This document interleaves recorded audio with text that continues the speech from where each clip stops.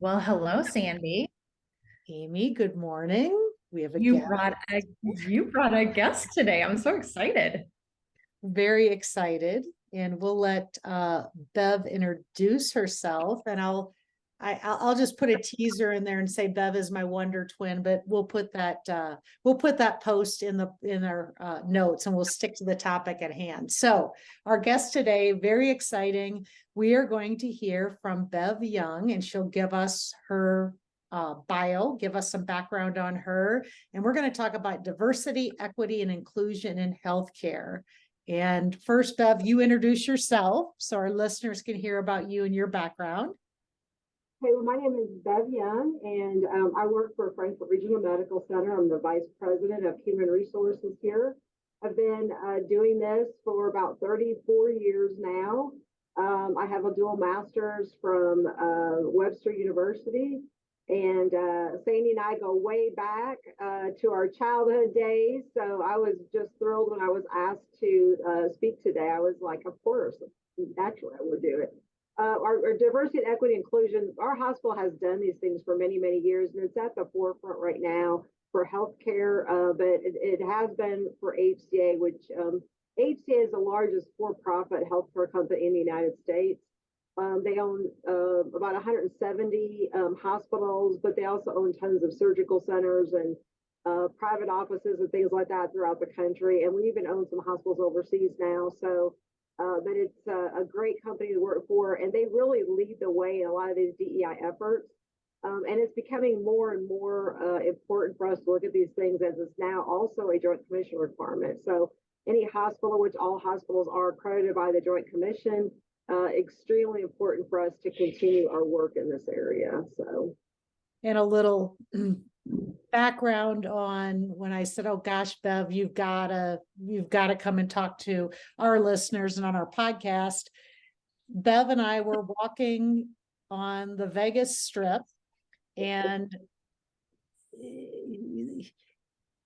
although we've had conversations, you talk about kids, you talk about things, but we were talking about work. And Bev was telling me about some very specific efforts that her hospital has put on and how they look at different populations and communities and cater to that.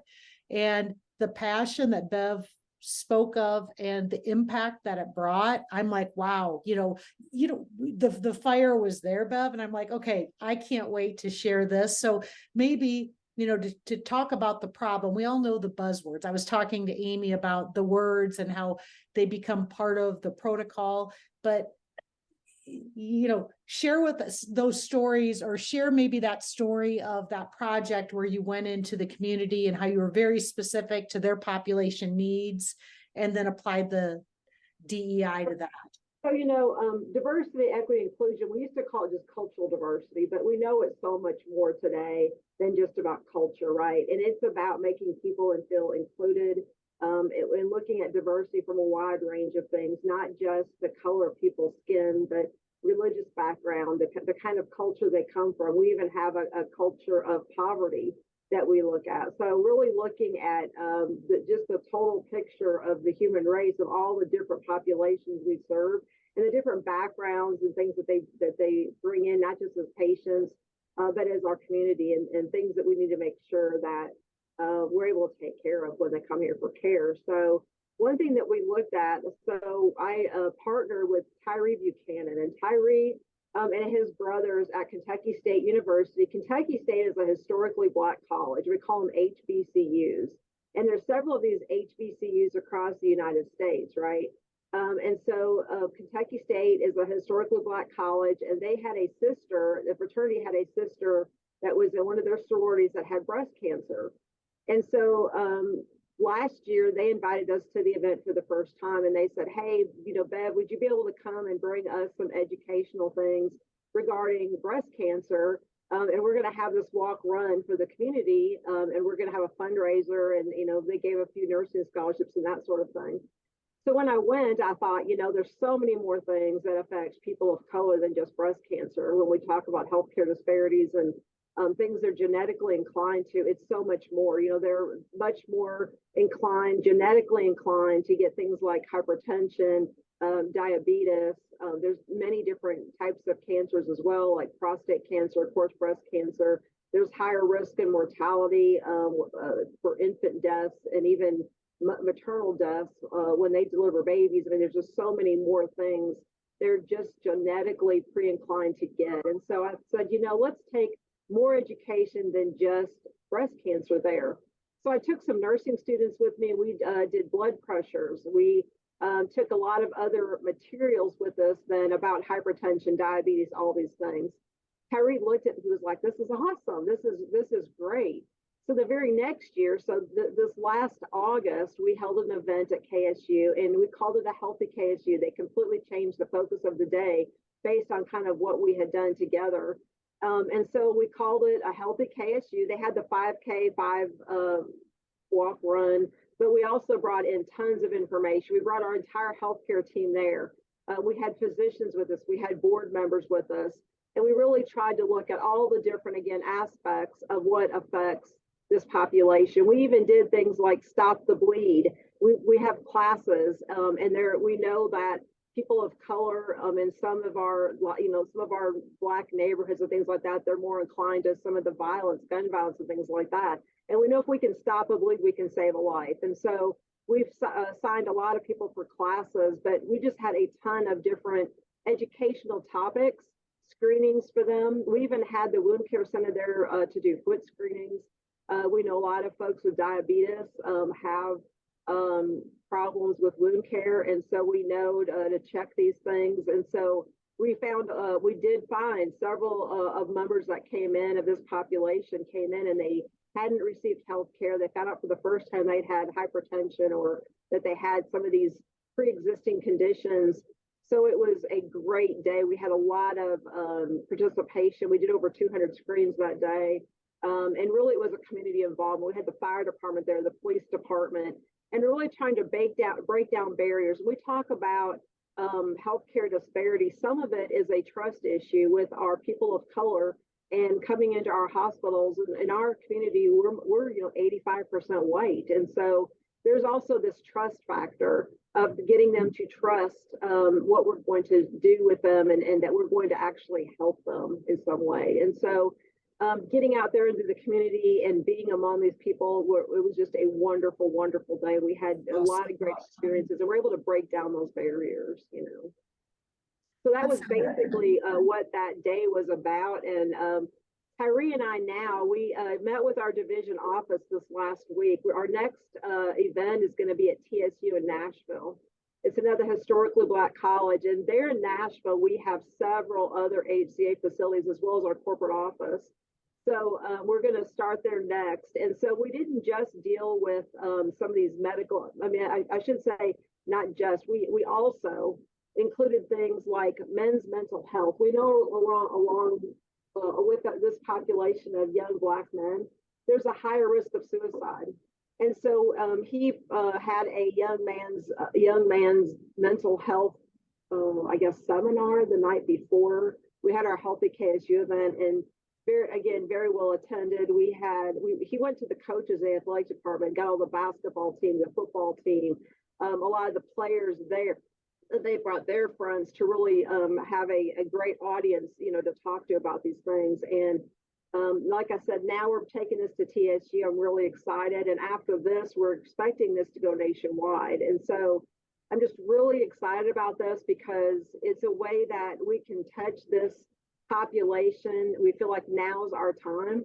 There were times in history where these things were kind of uncomfortable to talk about, right? And so by breaking down these barriers and talking more about the healthcare disparity in general, I think we're able to do a lot for this population of people and bringing basically the tools to them, the education to them to help them with getting the things they need.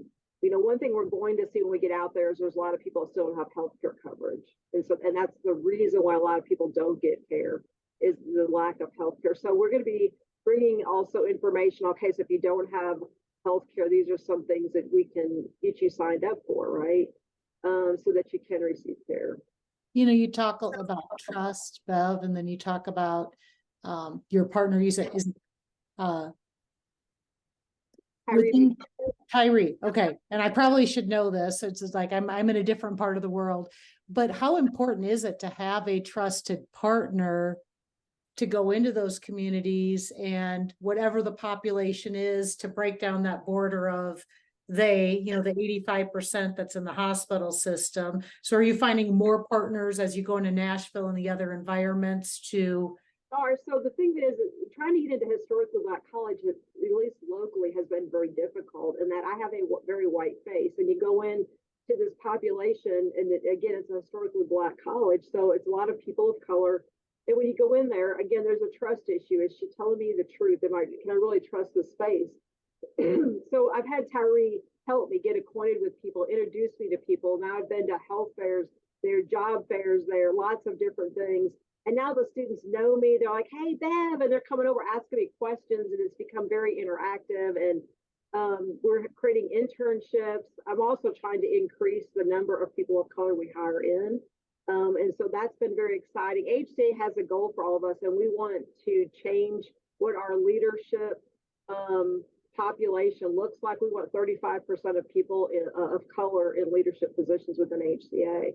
Most of our hospitals are in the southern Sun Belt of the United States, and when you look at that, that's not predominantly white states. I mean, we have lots of other, nationalities and cultures and so forth that we need to be mindful of, and that we should represent and should represent our leadership. So I'm excited about this, and like I said, I think this is just the forefront of what we're about to do. Harry's also looking.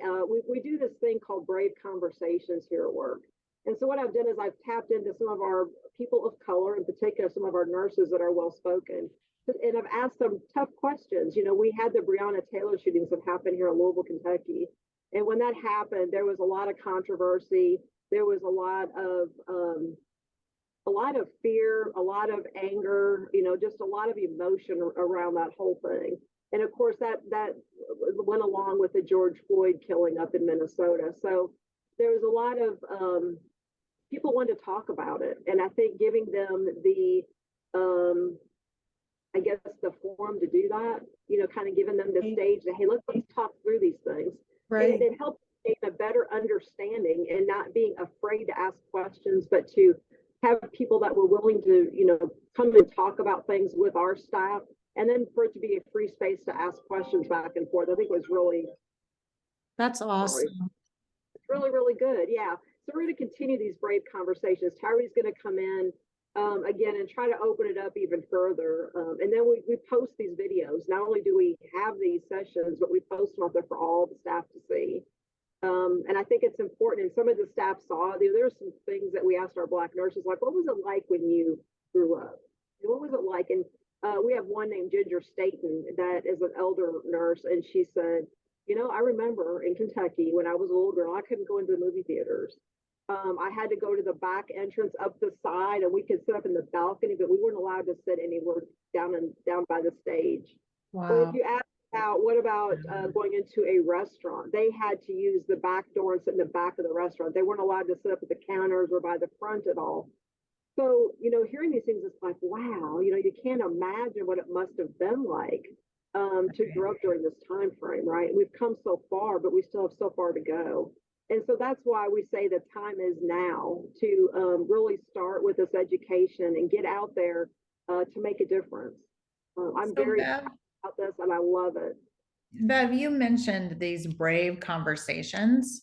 Can you talk more, like what's the format of that? Are you creating are you having the conversation, or are you videotaping? It sounded like you're recording them. Is that what it is? Or are you just setting it up so people can talk safely? What we do is I have questions in advance, and I talk to the people that I want to interview on videotape. I have the questions in advance and have this that we're going to talk through. So they're prepared a little bit when they come in. But then, yes, we ask the questions, and then they start talking. And as they tell their story, it's just very heart touching. And when you hear it directly from people that were affected by some of the things that they're talking about, you sit in awe, and you sit almost in disbelief when you hear some of the things. And so And they And do it these, very respectfully. It's done it's very thoughtfully done. I think you have to be careful who you interview, that we're getting the right kind of message through, but it was very touching to many of our people here. so is it mostly DEI conversations? Is that what it mostly Oh, should? yeah, yes, it's all DEI conversations. And you can have a brave conversation with really any group. We chose people of color because it was just the time to do that. It was after the George Floyd killing, and then again the Breonna Taylor shooting in Louisville. There was just a lot of animosity. We did this along though with our Black History Month and celebrating Martin Luther King. So we did a lot within the hospital. Martin Luther King actually came to Frankfurt. This was the very city that our hospital's in. He came to Frankfurt and he marched with over 10,000 people, Black and white. And he passed the first really comprehensive legislation in the South. And after Kentucky passed our legislation, all the Southern states followed.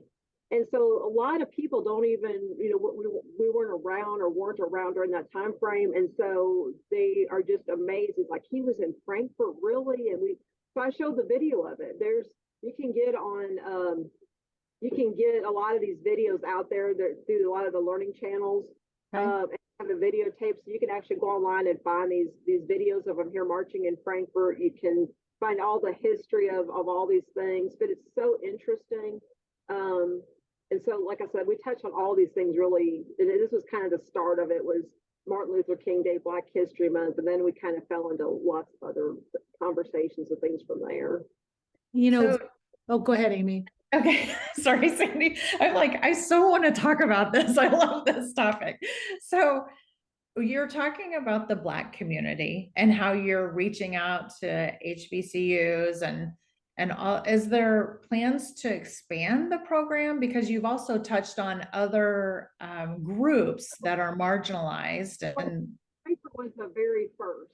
After Frankfurt, so we're doing Frankfurt again. We're going to do another Kentucky State University event, expanded even more so than we did this last year. It'll be around August 24th. The TSU event's going to be in September, so we're already planning. We're waiting on those school calendars to come out to get an exact date planned. So it'll be around a football event when they have lots, because there's a lot of people that come in for the different football games, and so we thought this would be a great time to do it. So I don't have dates yet, but I'm definitely going down to it. Nashville's about 3 hours from here, so it's an easy drive, and I can help Tyree with some of the checkpoints with it. But we're going to have all the hospitals and corporate office involved. So that is awesome. So I guess I was talking about different marginalized groups. So we think of, like you mentioned, the poverty, the group of, that whole group. And I think of the LGBTQ group. And is there any thoughts of expanding it to different groups like that? yeah. So we absolutely are going to do that. So the next one we talked about even doing was this month. We talked about reaching our Jewish community and talking about some, during the religious holidays. And again, what it is really meant to do is just to educate, right? And so we're also talking about doing some things like that with just religious celebrations, especially on the holidays. And so I have something planned the week after next to set up some things for that. We actually have a Bodhi Day. I hope I'm saying that right, on the 9th. And this is basically celebrating Buddha, some of the Buddha religious beliefs that we have, and then we have Christmas. So we've got different celebrations of different religions within the month of December. So I thought it would be a great time to talk about that and talk about some of the religious differences or similarities. And sometimes, again, when you educate, it's like, wow, I didn't know that. I actually it was interesting. I had a couple of employees a while back that it was a very touching moment. Do you remember when the synagogues were getting bombed overseas? It was almost, for some of the employees here, it was like 9/11 for them. They were from those areas, and it was very hurtful. It was awful for them to see these things. And I had an employee here from America that had been in the military. And The two got talking, and they ended up coming into HR as kind of a little conference because they had some disagreements about some things. And so when we brought in the two employees, they started talking. We had their one gentleman say, "Well, do you realize we believe in Jesus? Did you know that?" He said, "Well, no, I didn't." And they said when they started talking and about the differences and the similarities in religion, it just there are some differences, but there's also a lot of similarities with it. It changed thought. It changed the way, there's a lot of extremists out there. And that was one thing that I think this employee wanted to talk about was we're not, most people are not an extremist group. And I think we get confused a lot with that. And so to talk through those things was really good. It was very educational for both people. So, Bev, I have a question. I work a lot in healthcare, but finance, consulting, and I'm actually on a committee here in Durango.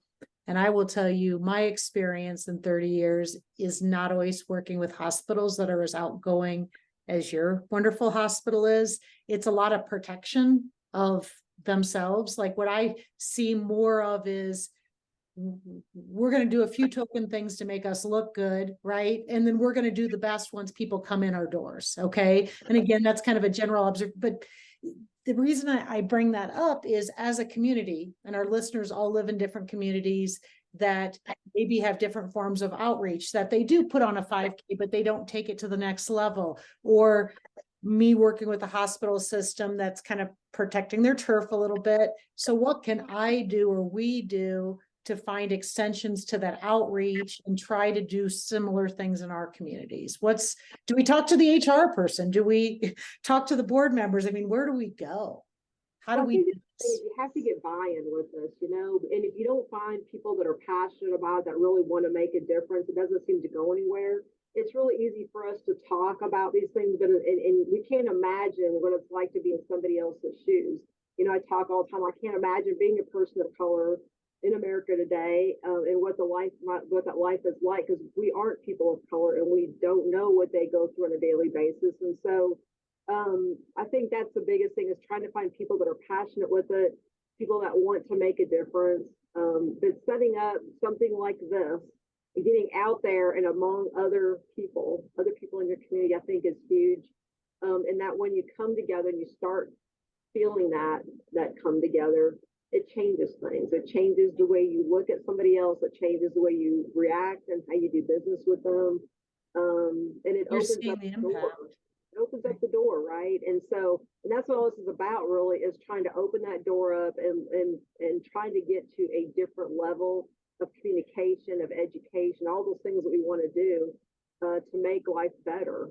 And that's so I love the image. life, right? And that's what we are here for. Can you repeat that again? I missed what you said. Where the mission is basically all about caring for every single human life that we come in contact with. No. All life has value. Above all else, we are committed to the care and improvement of human life.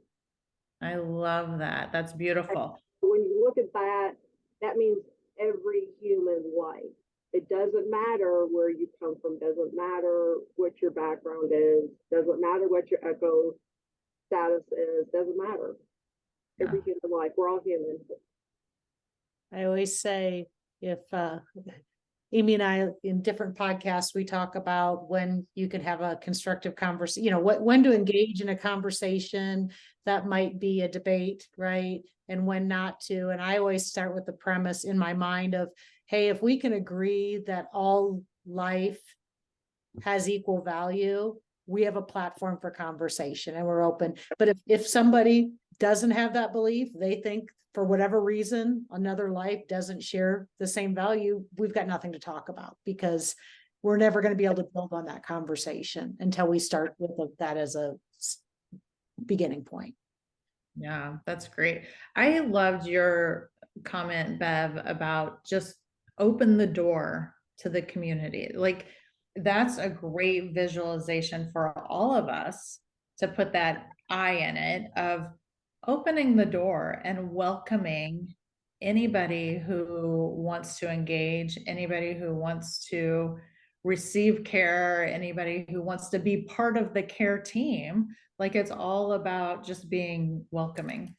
You know, in our population, one of the issues is we have a lot of workers in the service industry, and there's a lot of drugs, alcoholism, and mental health, depression, things that go along with working in that high stressed industry.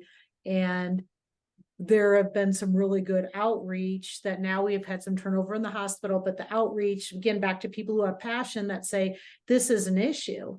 And community members saying, I had no idea. You know, we, in our minds, it's like, oh, it all has to do with they don't have enough pay, so they can't pay for a place to live. It's kind of the superficial things that we hear. And you go a couple layers deeper, and then you ask some questions. Like I'll start talking to younger people or people that live in the industry, and they said, this is a huge problem. And so seeing the beginning of that outreach and hearing you inspires me to say, okay, be the person that helps bring these together and facilitate the knowledge and the open-heartedness and the open door to help that population. You'll be surprised at how many like minds there are and how many people want to get involved when you start opening that door. There's a lot of people out there that do want to do the right thing. They do want to be a part of things like this. It will amaze you. It really will. And it's creating that culture of trust, which you mentioned, you know, letting people know that they're safe, that they can come, they're safe. And, you know, Sandy, like the mental health issue, there's some people don't believe that people really are struggling. They're like, oh, they just need to do this or this. And just trust people when they say they need help and help them. Believe them. Believe them.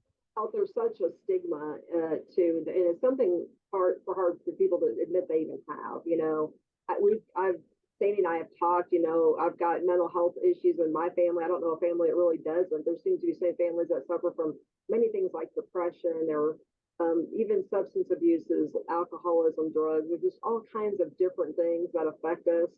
And there's a stigma around that. And to get over that and realize that, you know, any of these really, it's just people are crying for help in lots of different ways.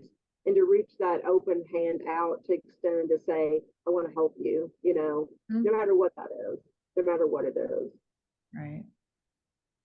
So Amy, I think we're getting a little close to the end. We always like Bev to finish with our final question of what's the real and what's the ideal in solving this problem, or what's the real and what's the ideal? You know, what's the kind of summing it up for everyone, and what's the real and what's the ideal in bringing our best foot forward in diversity, equity, and inclusion in healthcare?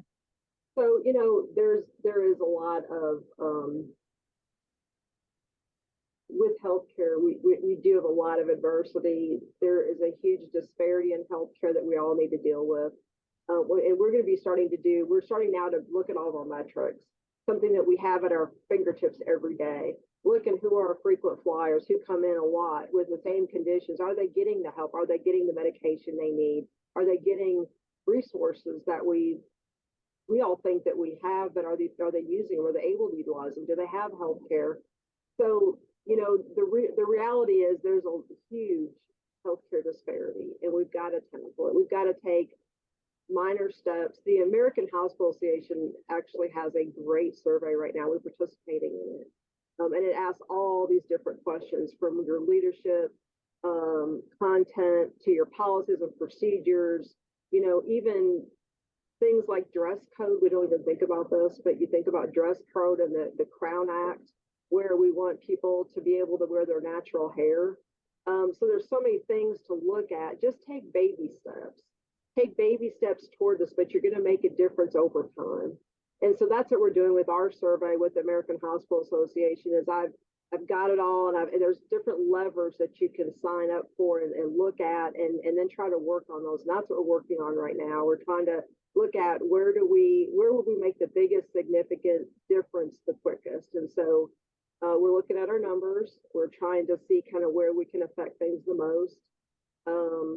But that's really the reality, I guess, of what we're trying to do and trying to create change. So I'm just going to toss this out there. I know we need to wrap it up because we are at our 30-minute mark, but this is how naive I was when I heard about the Crown Act. I was like, what? Like, people are telling them they can't wear their hair the way they want to. Nobody's ever told me I can't wear my hair the way I want to. It was. If you've ever seen, Colin Kaepernick actually has a Netflix video out there. It's like a series. It's very interesting because he was adopted by white parents. And when he was going through sports and so forth, he wasn't allowed to wear his hair the way he wanted. They didn't want it braided. They wanted cut a certain way, on and on and on. And I think there's a lot, even in our policies, when you look, those things are in our policies and we need to get rid of them. Wow, that's That's just crazy. we need to respect people for who they are. That's what I would say. Well, Bev, I have learned so much in a half an hour and I'm energized. And I'm sorry, I can go on forever about this. It's, again, something I'm very passionate about and I've been working on for years. And so anytime, I've enjoyed this and I want to thank you all for inviting me on today. Thank you for coming. This has just been great. I'm sure our listeners are going to love hearing your perspective and sharing what you all are doing to make things better. So thank you very much. Thanks, Sandy, for bringing her. Bye-bye.